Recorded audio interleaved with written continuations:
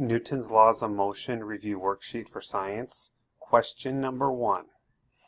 With air removed, what weighs more, a pound of lead or a pound of feathers? Is it a pound of lead, a pound of feathers, or they both weigh the same?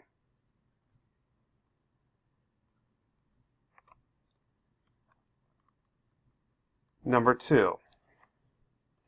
An object at rest stays at rest. An object in motion stays in motion until acted on by a force. Which law is this? Is it the first law, second law, or third law? Which law describes how an object at rest stays at rest? An object in motion stays in motion. Which law describes that? Is it the first law, second law, or third law?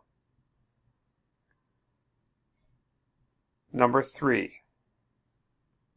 With air removed, all objects fall at what rate in meters per second? You just need the number. So when we've done the experiments in class, if you remove air, according to Isaac Newton, everything falls at how many meters per second? I just need the actual numbers, like 0 through 9. How many meters per second do objects fall at with air removed?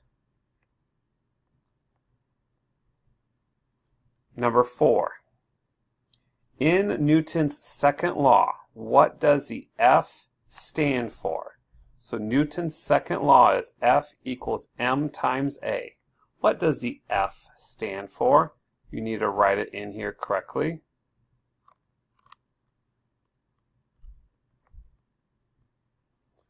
Number 5. What things slow all objects down? This is a choose all that applies, so that means there's more than one right answer. A lot of people get this question wrong because they don't take the time to think it out. What slows all objects down regardless?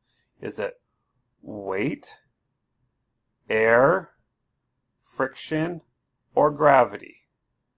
In general, what typically slows objects down? Number 6. If you're trying to get good gas mileage, what kind of tires would you want to use? Is it wide tires due to more weight? Narrow tires due to less friction with the road? Is it narrow tires due to less weight?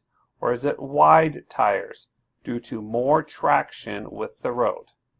If you're trying to get good gas mileage, what type of tires would you want to use? Narrow tires or wide tires? And what's the reason why? Number 7.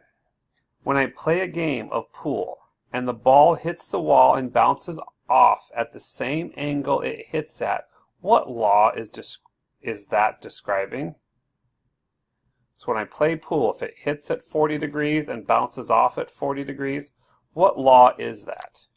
So think of a ball hitting a wall, it kind of bounces off at the same way it hit it. Is that the first law, second law, third law, or fourth law? So what one describes how things react? Number 8. Other than kinetic energy, what type of force causes movement of objects? There are two types of forces to choose from. A push or a pull is not the answer for this one. So we did demonstrations in class where if things don't move, what type of force is that called? And when you have movement of an object, what's that called? So what type of force causes movement of objects? It is not a push or a pull. Number 9. What is the number one reason why a piece of paper will fall slower than a feather? Is it kinetic energy, terminal energy, friction, or air resistance? What is the number one reason why a piece of paper will fall slower than a feather?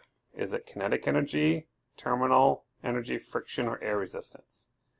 And the last one, number 10. The speed of an object can again be found by taking the distance it traveled by the time.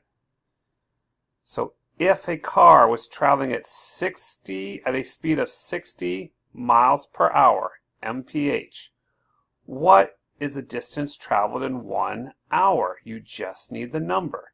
So according to this problem here, I've been traveling for an hour. What's my distance I just traveled if I was doing 60 miles per hour? And number 11. Looking at the graph for this question, pay attention to what the distance side of the graph is telling you and also the time portion at the bottom. Tell me what is going on with speed.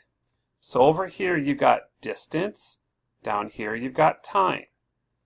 Everything starts with 0, so going this way, it looks like distance is increasing. And going this way, it looks like time is increasing.